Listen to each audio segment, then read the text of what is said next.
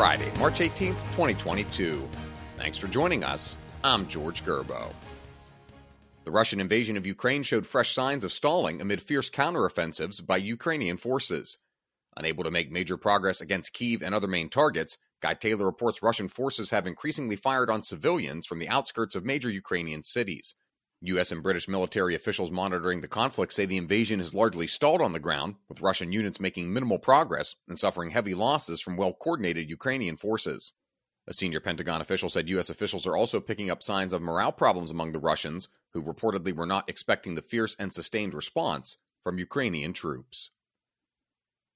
Department of Labor Inspector General Larry Turner said states that doled out pandemic unemployment benefits weren't prepared for the massive infusion of cash in their systems and relied on outdated networks that fraudsters easily exploited. Stephen Dinan reports of $872.5 billion in federal unemployment money, at least 18.71%, or about $163 billion, was misspent. Turner told Congress he expects further data will increase that number. Some of the bad payments were checks that went out too big or too small, but chiefly it was what Turner called a perfect storm for fraud.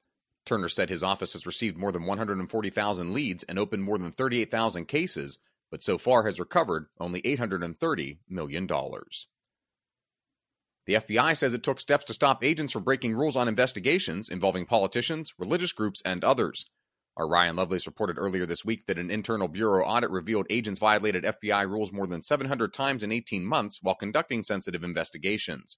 The FBI said it takes rules compliance seriously, calling the number of deviations in the report unacceptable, and that the Bureau has begun implementing important changes in training and raising awareness.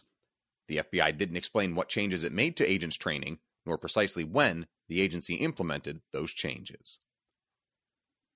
And finally, Texas Democratic gubernatorial candidate Beto O'Rourke is looking for ways to close a persistent gap in the polls with Republican Governor Greg Abbott.